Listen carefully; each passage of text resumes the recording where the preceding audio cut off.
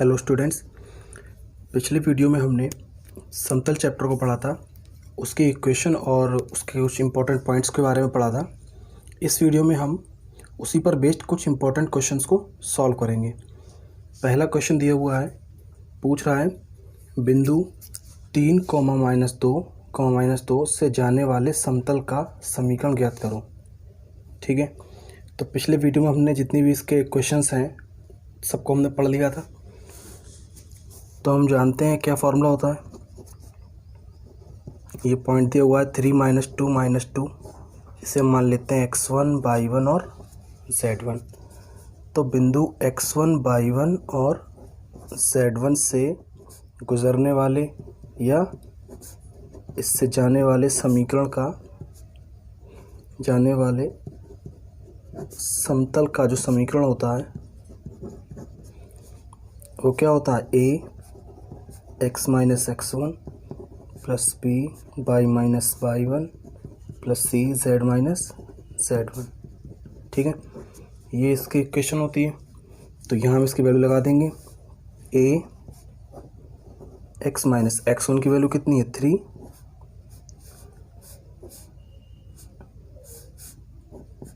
Plus b की value कितनी है,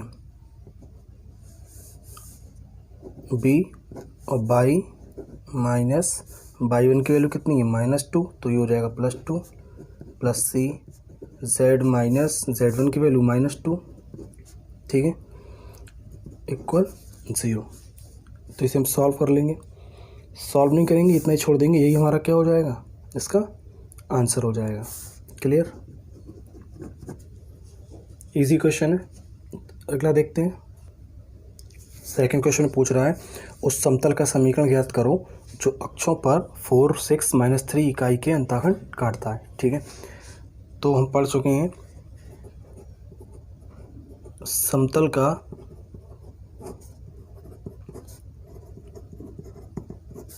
अंतःखंड रूपी समीकरण। ठीक है, समतल का जो अंतःखंड रूपी समीकरण होता है वो होता है x/a plus y/b plus z/c equal 1। ये हमने पिछले वीडियो में से पढ़ा था। ठीक है, तो 4, 6 - 3 ये क्या है, ABC की वैल्यू है। ठीक है, तो हम यहाँ वैल्यू लगा देंगे, x/a की वैल्यू हो जाएगी 4 प्लस y/b की वैल्यू 6 प्लस z/c की वैल्यू -3। ठीक है, तो अभी हम इसे और सॉल्व कर सकते हैं।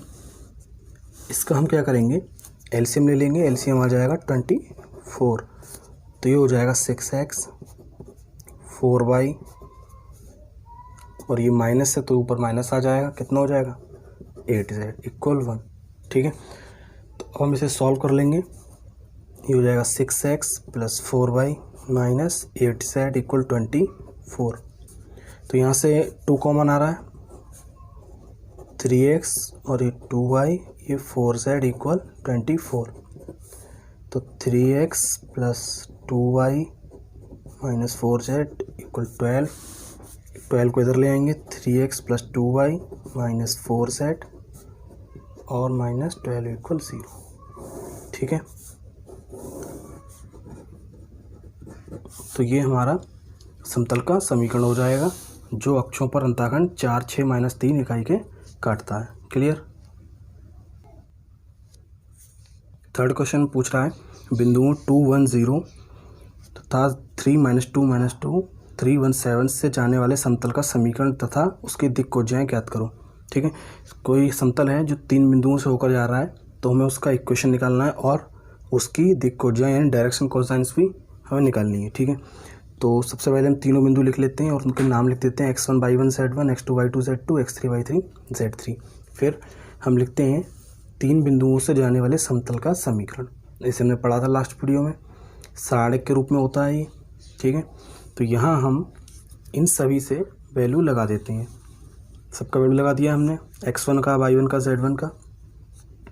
अब इसे हम सॉल्व कर लेंगे। कैसे सॉल्व करेंगे, सारणिक को सॉल्व करना जानते हैं सभी लोग। x - 2, इसको पहले थोड़ा सा और सॉल्व कर लेते हैं, x - 2 y - 1 z - 0 ये हो जाएगा 1 1, यह -3 0 -2 और ये 7। ठीक है, अब इसे सॉल्व कर लेंगे तो ये हो जाएगा x-2,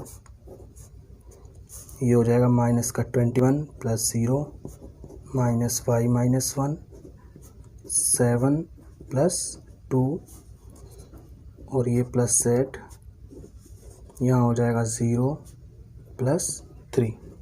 ठीक है, तो x-2 ये हो जाएगा -21, यहाँ हो जाएगा 7 और 2 कितना 9, y-1 + 3z = 0। तो अंदर से मल्टीप्लाई कर लेते हैं, -21x + 42 माइनस का 9y प्लस का 9 + 3z, तो ये हो जाएगा -21x माइनस का 9y + 3z, 42 और 9 को ऐड कर लेंगे तो 51। यहाँ से हम माइनस के 3 को कॉमन ले सकते हैं, तो यहाँ कितना बचेगा +7x और प्लस का 3y और -z। ठीक है, और माइनस का 17। क्लियर, तो ये -3 तो 0 में चला जाएगा, ये हो जाएगा 7x + 3y - z और -17 = 0। तो ये हमारा इक्वेशन हो जाएगा। ठीक है, तो ये इक्वेशन 1 हो जाएगा हमारा। इसका हम कंपैरिजन करेंगे ax + by + cz + d = 0 से। ये भी समतल का समीकरण होता है। तो यहाँ से हमें a की वैल्यू मिल जाएगी 7 और b का वैल्यू 3, c का वैल्यू -1, d का हम निकालेंगे नहीं, ज़रूरत ही नहीं है, लिख सकते हैं। तो ये सब क्या है, डायरेक्शन रेशोज या दिक् अनुपात है। ABC 7 3 -1 हमें निकालने दिक् कोजाएं, दिक् कोजाएं या डायरेक्शन कोसाइंस। ठीक है, तो L M और N होती हैं और L का फॉर्मूला होता है a/√a² + b² + c²। वैल्यू लगा देंगे यहाँ पे। a का वैल्यू कितना है 7 /√में 7 स्क्वायर और ये 3 का स्क्वायर फिर -1 का स्क्वायर। कैलकुलेट करेंगे तो ये हो जाएगा 49 + 9 + 1। ठीक है, यानी L बराबर हमें मिल जाएगा 7/√59। क्लियर, तो इसी तरह से हम सेम M का वैल्यू निकालेंगे। तो M बराबर भी क्या हो जाएगा b/√a² + b² + c²। तो यहाँ भी b का वैल्यू कितना है 3 और इस वैल्यू को हम सॉल्व कर ही चुके हैं, तो ये √59। सेम ऐसे निकालेंगे n का c/√a² + b² + c²। तो c का वैल्यू है -1 और ये √59। ठीक है, तो ये तीनों क्या हो जाएंगे, ये तीनों दिक् कोजाएं हो जाएंगी। ठीक है, अगला सवाल देखते हैं।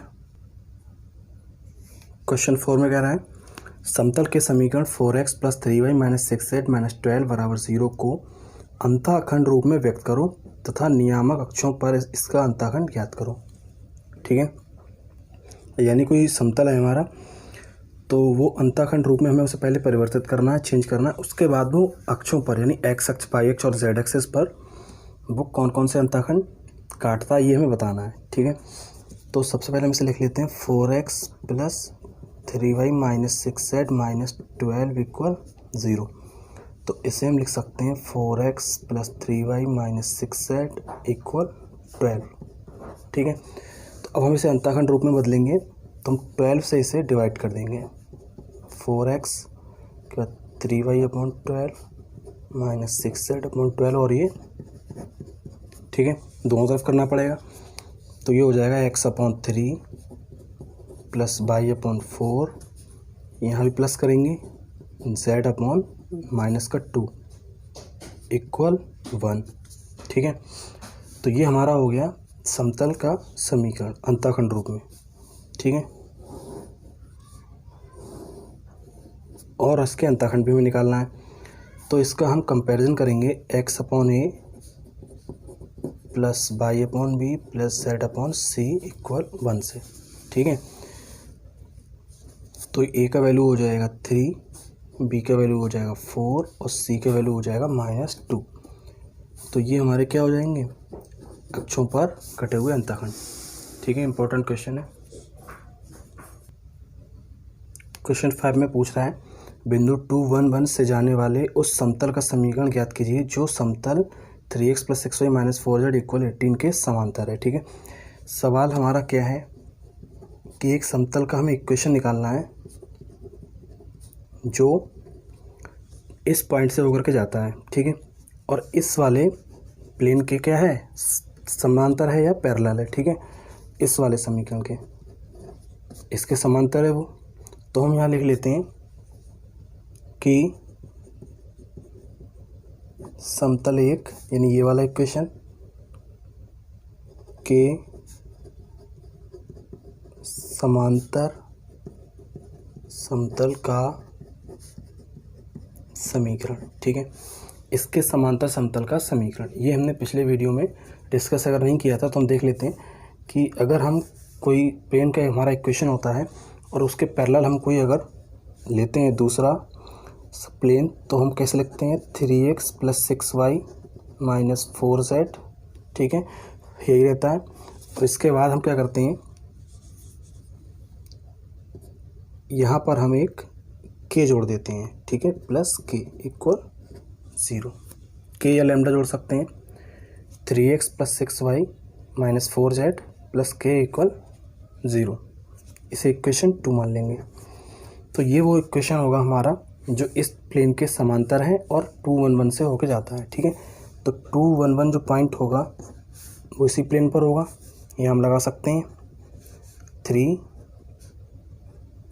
x की जगह पे 2 + 6 y की जगह पे 1 - 4 z की जगह पे भी 1 + k = 0। k की जगह हम कोई और वेरिएबल भी ले सकते हैं, जैसे लैम्डा हो गया, ठीक है। तो ये हो जाएगा 6 और -4 + k, ये हो जाएगा 8 + k = 0, यानी k की वैल्यू आ गई -8। अब इस k की वैल्यू को हम इक्वेशन 2 में रख देंगे, ठीक है, फ्रॉम इक्वेशन 2। तो ये है 3x + 6y - 4z + k, यहाँ हम लगा देंगे 3x + 6y - 4z और माइनस का 8 = 0, ठीक है। तो ये वो हमारा प्लेन का इक्वेशन होगा जो 2, 1, 1 से होकर जाता है, पॉइंट 2, 1, 1 से होकर जाता है और इस वाले प्लेन के कैसा था, पैरेलल था। क्लियर। क्वेश्चन नंबर 6 में पूछ रहा है समतलों ये और ये के प्रतिच्छेदन रेखा से जाने वाले उस समतल का समीकरण ज्ञात करो जो मूल बिंदु से भी होकर जाता है, ठीक है। उस समतल का हमें समीकरण निकालना है जो इन दोनों समतलों की प्रतिच्छेदन रेखा से होकर जाता है और साथ ही साथ मूल बिंदु से भी होकर जाता है। तो हम जानते हैं दो समतलों की प्रतिच्छेदन रेखा से, ठीक है, जाने वाले समतल का समीकरण जो होता है वो होता है a1x + b1y + c1z + d1, यानी पहला इक्वेशन प्लस लैम्डा फिर दूसरा वाला प्लेन का इक्वेशन, ठीक है। तो ऐसे ही हम यहाँ पे लगा देंगे।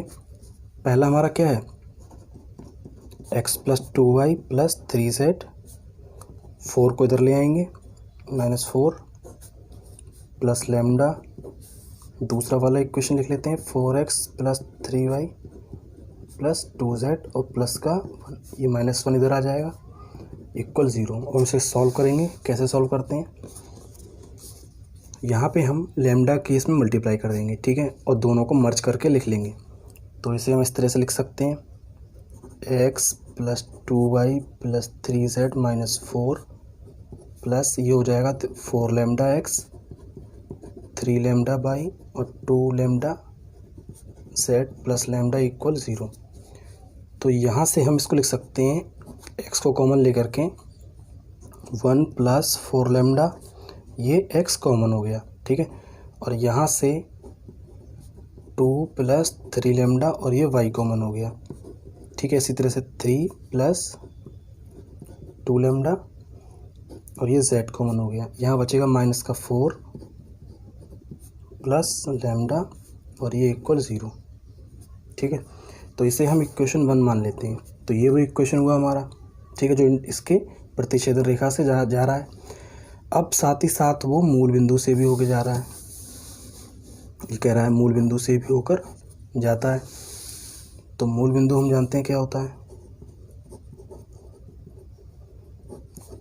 0 0 x y a z। तो ये वाला इक्वेशन जो है वो इस पॉइंट से होके जाता है। तो इसमें हम x y z की जगह पे ये लगा सकते हैं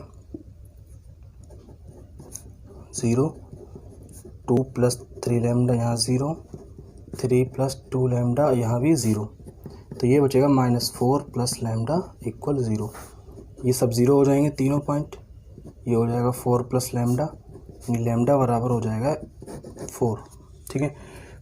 ये मूल बिंदु की जगह पे यहाँ पे कोई दूसरा पॉइंट भी पूछ सकता है। तो अब इस लैम्डा की वैल्यू को हम इक्वेशन 1 में लगा देंगे।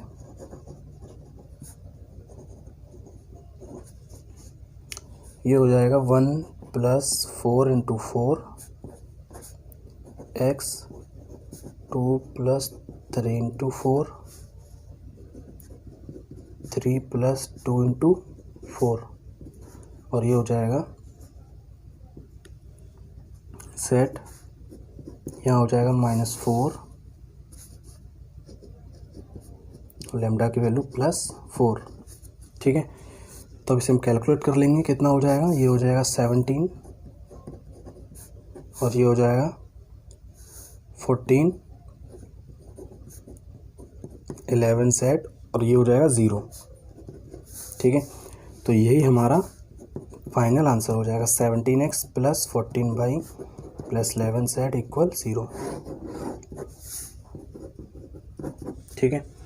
तो यही हमारा वो इक्वेशन होगा जो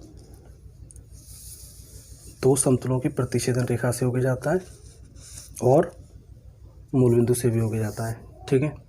अगला देखते हैं, क्वेश्चन नंबर 7 है, ठीक है। इसमें इसी पार्ट में पूछ रहा है समतल 2x minus 3y plus -6z -14 equal 0 को अभिलंब रूप में हमें परिवर्तित करना है, ठीक है। तो अभिलंब रूप हम जानते हैं, अभिलंब रूप ये होता है lx plus my plus nz equal p, ठीक है। हमें इस फॉर्म में इसको बदलना है। यह l m और n क्या होते हैं, दिक्कोज्याएँ होते हैं, पता है। तो हमें इस इक्वेशन को इस रूप में बदलना है, ठीक है। अभी इस रूप में नहीं है ये, तो इसको हम लिख लेते हैं 2x minus 3y minus 6z, 14 को उधर ले जाएंगे, ठीक है। ये हो जाएगा। यहाँ से अगर हम इसकी तुलना करें ax plus by plus cz plus d बराबर 0 से या बराबर -d से, तो a का वैल्यू मिल जाएगा 2 और b का वैल्यू -3 और c का वैल्यू -6, ठीक है। ये दिक् अनुपात होते हैं इसके। अब हम यहाँ से एक वैल्यू निकाल लेते हैं a√a² plus b² plus c²। सबका स्क्वायर कर देंगे, 2 का स्क्वायर -3 का स्क्वायर और ये -6 का स्क्वायर। कैलकुलेट करेंगे तो ये आएगा 4 प्लस 9 प्लस 36 यानी √49 यानी 7, क्लियर। तो इसे करने का तरीका होता है ये। अब इस वैल्यू से हम इस वैल्यू से यानी 7 से इक्वेशन 1 को डिवाइड कर देंगे, ठीक है। तो ये हो जाएगा 2x/7 minus 3y/7 minus 6z/7 और इक्वल 14/7, ठीक है। तो ये जो इक्वेशन हमारा हो जाएगा यही हमारा इसका अभिलंब रूप में होगा। तुलना कर लेते हैं हम इसकी lx plus my plus nz equal p। तो ये हमारा क्या हो गया, आंसर हो गया, ठीक है। यहाँ से हम चाहें तो इसकी दिक्कोज्याएँ भी निकाल सकते हैं। जो l होगा वो 2/7 होगा, m क्या होगा -3/7 और n की वैल्यू हो जाएगी -6/7, ठीक है। और यहाँ से इक्वल में p की जो वैल्यू होगी वो क्या हो जाएगी, ये 14/7 यानी कि 2। तो ये दिक्कोजय हो जाएंगी, ठीक है, और ये लंब की लंबाई हो जाएगी। ये पूछा नहीं है लेकिन हम इसको निकाल सकते हैं। क्लियर। अगला देखते हैं। क्वेश्चन नंबर 8 है, कह रहा है दो समतलों के बीच का हमें कोण निकालना है, ठीक है। ये दो हमें प्लेन के इक्वेशन दिए हुए हैं और हमें इनके बीच का एंगल बताना है। तो हम जानते हैं क्या होता है हमारा प्लेन का equation, ax + by + cz + d। तो दो इक्वेशन दिए हुए हैं यहाँ पे, तो हम इसको ऐसे भी लिख सकते हैं a1x + b1y + c1z + d1। तो यहाँ से a1 का वैल्यू हो जाएगा 3 और b1 का वैल्यू -6, c1 का वैल्यू हो जाएगा 2, ठीक है। डी की हमें ज़रूरत नहीं है। इसी तरह से हम दूसरा वाला इक्वेशन लिखते हैं 2x + 2y - 2z = 5। तो यहाँ से a2 की वैल्यू हो जाएगी 2, b2 की वैल्यू भी 2 और c2 की वैल्यू -2, ठीक है। तो अब हम जानते हैं कि दो समतलों के जो बी का कोण निकालते हैं हम, उसका फॉर्मूला क्या होता है, cos θ = a1 a2 + b1 b2 + c1 c2। और अंडर रूट में क्या होता है a1² + b1² + c1² √a2² + b2² और ये c2²। तो इसमें हमें वैल्यू लगा के कैलकुलेट करना है। तो cos θ =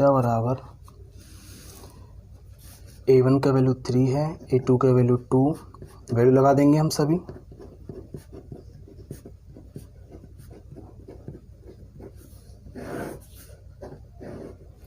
ठीक है, तो a1 का वैल्यू 3 और b1 का वैल्यू -6, c1 का वैल्यू 2, यहाँ भी लगा देंगे 2 का स्क्वायर 2 का स्क्वायर और -2 का स्क्वायर।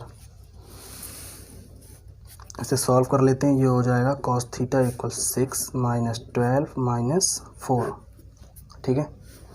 और ये हो जाएगा 9 + 36 + 4, यहाँ हो जाएगा 4 4 और ये 4, ठीक है। तो ये कितना बचेगा, हम इसे सॉल्व कर लेते हैं। माइनस का 10 बचेगा, ये 16 में से 6 किया तो -10 और ये हो जाएगा √49 और ये हो जाएगा √12, ठीक है। तो इसे हम थोड़ा सा और सॉल्व कर सकते हैं चाहें तो। -10 √49 7 हो जाएगा और √12 को हम लिख सकते हैं 2√3, ठीक है। तो ये हो जाएगा -10 14 √3। ऐसे हम 2 से कैंसिल कर सकते हैं। -5/7, थीटा बराबर यहाँ से मिल जाएगा cos इनवर्स -5/7 √3, ठीक है। तो ये एंगल हो जाएगा इन दोनों प्लेन्स के बीच का, ठीक है। क्वेश्चन नंबर 9 में कह रहा है बिंदु 2 3 - 5 से समतल x + 2y - 2z - 9 = 0 की दूरी ज्ञात करो, ठीक है। एक पॉइंट है, इस पॉइंट से इस प्लेन की हमें दूरी निकालनी है, ठीक है। इंपॉर्टेंट क्वेश्चन है ये। तो हम पहले से हम लिख लिया है हमने, फॉर्मूला क्या होता है इसका, बिंदु x1 y1 z1 से समतल ax + by + cz + d = 0 की दूरी p होती है, ठीक है। तो वो दूरी क्या होती है, ax1 + by1 + cz1 + d और अंडर रूट में a² + b² + c², ठीक है। तो यहाँ पे x की जगह पे हम x y और z की जगह पे ये पॉइंट लगा देते हैं और a b c जो इसके दिक् अनुपात है इनका स्क्वायर कर देते हैं अंडर रूट में, ठीक है। तो यही हमें लगाना है यहाँ पे। ये हमारा दिया हुआ है x + 2y - 2z - 9 0, क्लियर। तो इसकी हम तुलना अगर इससे करें ax + by + cz + d, ठीक है। तो हमें a का वैल्यू मिलेगा 1 और b का वैल्यू 2, c का वैल्यू -2 और d का वैल्यू -9, ठीक है। और वो किस बिंदु से होके जा रहा है, 2 3 - 5 से, तो इसे हमने बताया था कि x1 y1 और z1 होता है। तो अब हम निकालेंगे इस बिंदु से इस समतल के बीच की दूरी यानी p। तो ये p हो जाएगा, a की वैल्यू हम लगा देंगे यहाँ से कितना 1, और x1 की वैल्यू ये हमारा 2 हो जाएगा, प्लस b का वैल्यू कितना है 2, और y1 का वैल्यू कितना है 3, और c का वैल्यू कितना है -2। तो हम इसको लिख लेंगे -2, और इसके साथ में z1, तो z1 का वैल्यू कितना है -5 प्लस d का वैल्यू है -9। क्लियर। और अंडर रूट में ABC का स्क्वायर यानी 1 का स्क्वायर 1, 2 का स्क्वायर 4 और -2 का स्क्वायर। क्लियर। तो ये बीच की दूरी हो जाएगी। इसे हम कैलकुलेट कर लेते हैं, क्या हो जाएगा P = 2 + 6 माइनस प्लस का 10 और -9 1 + 4 + 4। क्लियर। तो ये हो जाएगा 10 में से 9 को हम घटा देंगे, लेस कर देंगे, तो कितना हो जाएगा 1, ये हो जाएगा 7 और 2 9। ठीक है। और अंडर रूट 9, तो 9/3 यानी 3। तो इस बिंदु से इस समतल की जो दूरी होगी वो कितनी होगी 3। क्लियर। अच्छा सवाल है। अगला देखते हैं। क्वेश्चन नंबर 10 है। इसमें कह रहा है दो समांतर तलों ये और ये के बीच की दूरी हमें निकालनी है। ठीक है। दो प्लेन का इक्वेशन दिए हुए हैं और ये दोनों कैसे हैं, समांतर हैं। इनके बीच की दूरी हमें निकालनी है, डिस्टेंस। फॉर्मूला देख लेते हैं। दो समांतर समतलों ax + by + cz + d1 = 0 तथा ax + by + cz + d2 = 0 के बीच की दूरी होती है d, वो होती है d1 - d2 / a² + b² + c²। ठीक है। तो इसमें जो हमारे दोनों इक्वेशन हैं इनको हम लिख लेते हैं। 2x - y + 3z - 4, और ये हो जाएगा 6x - 3y + 9z + 13। क्लियर। तो दोनों ये एक जैसे ही हैं। यहाँ से हम इसको क्या कॉमन ले सकते हैं, 3 कॉमन ले सकते हैं। तो ये हो जाएगा 2x - y + 3z, और ये हो जाएगा 13/3। ये हो जाएगा 2x - y + 3z + 13/3। इसे इक्वेशन 1 मान लेते हैं पहले वाले को, और ये 2। ठीक है। तो अब हम इक्वेशन 1 और 2 दोनों का कंपैरिजन करें तो देखते हैं कि यहाँ तक वैल्यू सेम है ना, और सिर्फ ये वाली वैल्यू चेंज हो रही है। तो जो ABC होंगे दिक् अनुपात वो सेम रहेंगे 3, ये समान है। जो D1 होगा वो हो जाएगा यहाँ से -4, और जो D2 है वो हो जाएगा 13/3। क्लियर। तो ये दोनों पैरेलल हैं, समांतर हैं दोनों इक्वेशन जो हैं ये। तो इनके बीच की दूरी हो जाएगी D1 - D2 ये /√a² + b² + c²। तो इसमें हम वैल्यू लगा देते हैं। D1 की वैल्यू है -4, और ये -13/3, और अंडर रूट में a² + b² और c²। क्लियर। इसे कैलकुलेट कर लेते हैं। ये हो जाएगा -25/3 और अंडर रूट में 4 + 1 + 9। तो इसे हम लिख सकते हैं -25/3 बटे में आ जाएगा, और ये हो जाएगा 14। ठीक है। तो डिस्टेंस में माइनस को हम मेज़र नहीं करते हैं, माइनस छोड़ देते हैं। तो इनके बीच की जो दूरी हो जाएगी वो हो जाएगी 25/3 √ 14। क्लियर। तो ये दोनों समांतर समतलों के बीच की डिस्टेंस हो जाएगी। क्लियर। क्वेश्चन नंबर 11 में कह रहा है लैम्डा के किस मान के लिए समतल ये और ये परस्पर लंबवत हैं और परस्पर समानांतर है। ठीक है। यानी ये दो हमें प्लेन के इक्वेशन दिए हुए हैं, हम लिख लेते हैं इनको। 4x + 6y - 2z = 8 ठीक है। और दूसरा है 2x + 3y + lambda z equal 12, ये 1 और ये 2। तो कह रहा है ये दोनों जो हैं वो कैसे होंगे, लंबवत भी होंगे और समानांतर भी होंगे लैम्डा की किस वैल्यू के लिए, ठीक है। तो हम क्या करेंगे, यहाँ से कंपैरिजन कर लेते हैं इसका। तो a1 बराबर हो जाएगा 4, b1 बराबर हो जाएगा 6, c1 बराबर हो जाएगा -2, ठीक है। डी की हमें ज़रूरत नहीं है। दूसरे इक्वेशन से a2 बराबर 2, b2 की वैल्यू हो जाएगी 3 और c2 की वैल्यू हो जाएगी लैम्डा। क्लियर। तो ये हमारा दिक् अनुपात आ गया इन सभी के निकल के। अब हमें ये निकालना है कि ये दोनों परस्पर कब होंगे और लंबवत कब होंगे और समानांतर कब होंगे, ठीक है। तो हम जानते हैं, पहला देख लेते हैं सॉल्यूशन। लंबवत होने की जो शर्त होती है,